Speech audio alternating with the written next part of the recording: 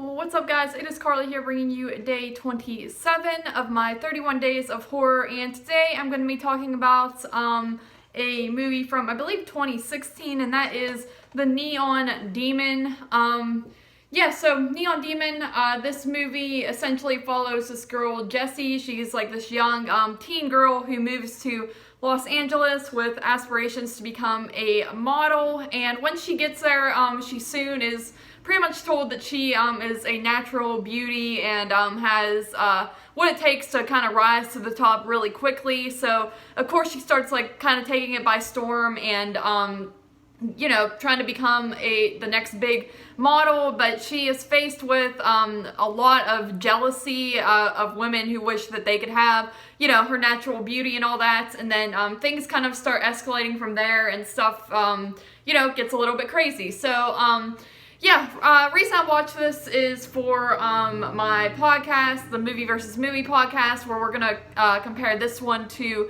Starry Eyes, but I figured I could do a little review on YouTube as well. This was a first time watch for me, and I'm just going to be completely honest. I feel like this is one you definitely have to be in the mood for, and I probably was not in the right mood for it.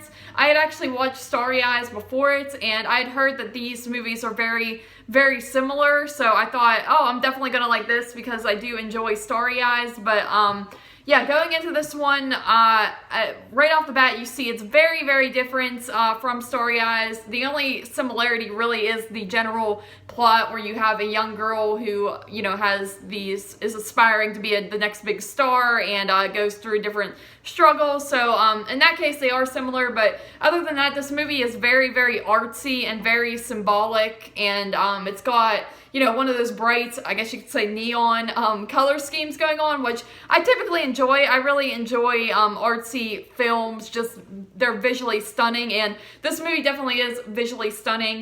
There's just so many different moments that the whole movie is well directed and looks beautiful. Even there's scenes where your main character is kind of in this white room, and her herself is like really pale, and she has blonde hair, and that in itself is just very stunning to see. So that alone I really enjoyed about the movie, but the plot is one of those ones where you really have to be invested to start out with to kind of grasp what all is going on in the movie. And I do feel like, in general I did understand it, but at the same time the movie runs like 2 hours, and I felt like I just wasn't in the mood for such an artsy type of piece.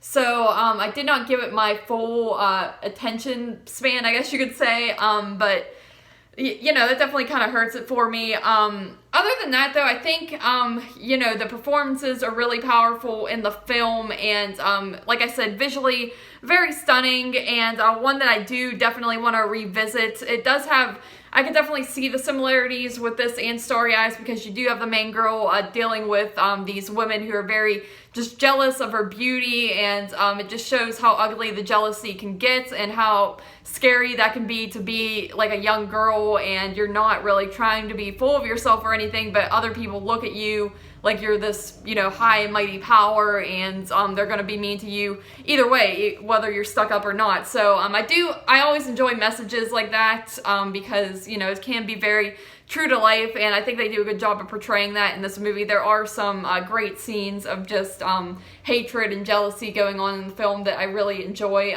There's also, it gets very bloody and gory towards the end. I wouldn't say like overly gory, but there's a lot of just beautiful moments with blood and stuff like that. Like I said, I really did view this more as an artistic type of piece more than anything. I would like to rewatch it one day just to get a better understanding of the whole story, because I feel like I did get the central theme of it and basic storyline, but I know there's definitely a lot more symbolism going on that I did not pick up on. So for now, I give this a 7 out of 10. That could definitely go up, but as of now, as a first-time view, 7 out of 10 for the Neon Demon. So yeah, thank you guys once again for joining me for day 27 here of my 31 Days of Horror, and as always, I'll see you tomorrow for day 28.